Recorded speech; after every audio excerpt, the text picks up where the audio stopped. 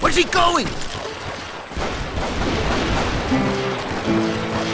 I came upon them robbing a stagecoach, which wasn't surprising, being they were such murderous thieves and bastards. The bandits wore red scarves, so I knew they worked for the old man. Over there! There! I did my best to help those poor passengers.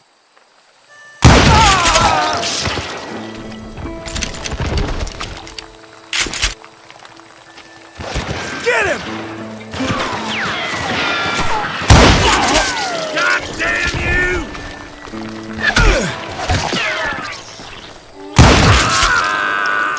Moments later, the attackers were dead, and I checked the stagecoach to see how many passengers were still breathing.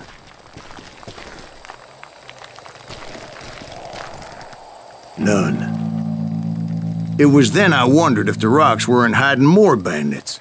Was that all of them? Or did I just hit the rear guard? I quickly got my answer. They attacked from on high like Apaches often do. They would appear in great numbers from above and rain down lead on their hapless enemies' heads, making use of the high ground and whatever else they had. Yep, the Apaches always appeared out of nowhere, and there never seemed to be an end to them. Hold on, were you attacked by Apaches? What happened to the cowboys? Did I say they were Apaches? I said Clanton's cowboys attacked me Apache style. I was in a pitched battle, but I was holding my own against an overwhelming enemy force. Get him! See, at the time, I was still pretty green and would often blunder into regrettable situations. But I just kept shooting at anything I could see up in those damn rocks. I didn't see Ringo, but I knew he was with the cowboys. He and Roscoe Bob had done me a dreadful wrong, and I was determined to have my revenge. But to get to Ringo, I knew I'd have to fight my way past these other assholes first.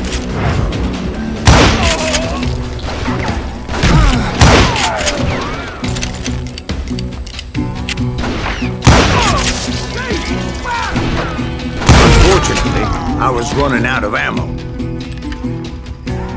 Another perfect example of my relative inexperience as a hunter of men. I immediately knew that a tactical retreat was called for, as my vengeful fury was much less impressive without the bullets to back it up.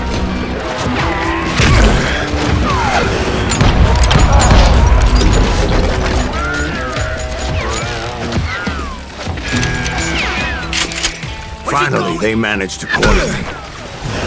Trapped as I was, the odds of my survival seemed pretty slim.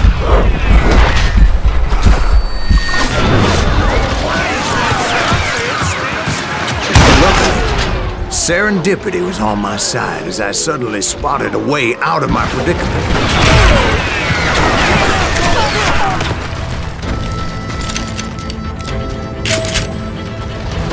I ran ahead as if the devil himself was after me. Bullets were whizzing by my ears, but I wasn't about to roll over and die. I just kept running like there was no tomorrow.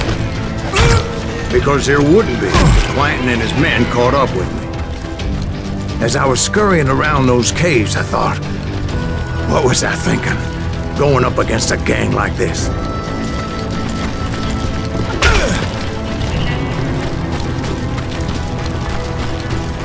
You're done! I just kept running, not knowing where the hell I was going.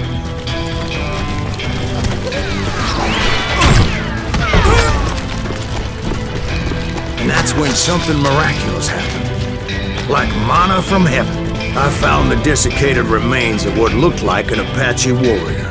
The old weapon next to him supplied me with some much-needed ammunition.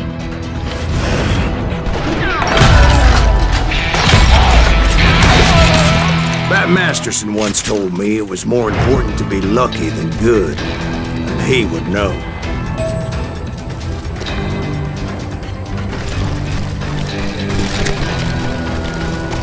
And imagine my surprise when I found a fistful of dynamite to go along with that ammo.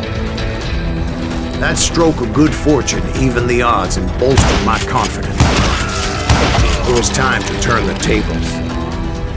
Time for the prey to become the predator. Time for the hunted to become the hunter. Time. All right, Jesus, we get it. They were right where you wanted them. That's right, Jack. I was done running. And the old man's boys were not expecting that.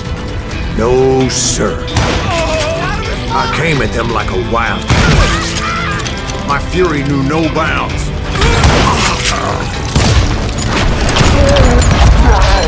It was finally time for that old man to pay for his sins.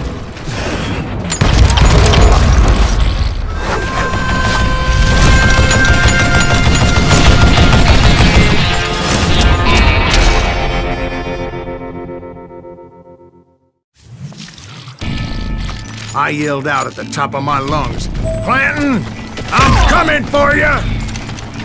A little stealth might have made more sense, to be perfectly honest. Because that old fool had a Gatling gun and enough bullets to last him till kingdom come. But I knew I could not let that deter me. Not if I was to find and kill Ringo. I needed to get that old man off that gun. Oh, gotta reload. But you can't die.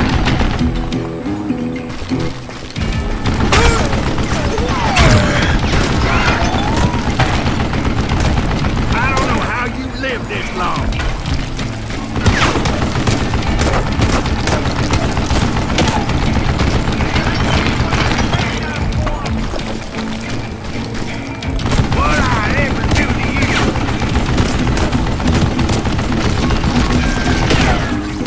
Contraption damned to death. Most everyone thought it was the Ruales who had come up against him in Guadalupe Canyon, but it was just me. You want stupid zombie. Don't let that dumb bitch get away with that. Got the trouble.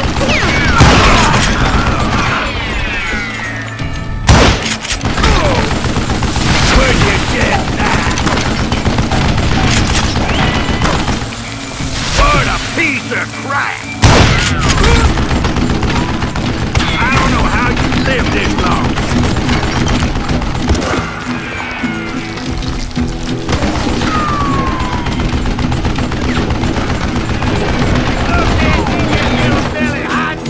Sapsucker! What I ever do to you?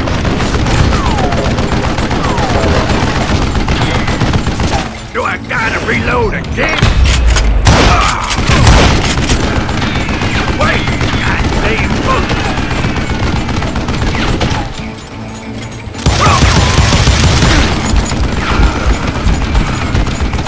You want stupid zombie! Apparently, one of the cowboys made it out of there alive and told Ike and Billy Clanton that it wasn't a Mexican who took their father's life that day. They just assumed it was one of the Earps, and that little misunderstanding eventually led to that legendary gunfight at the OK Corral.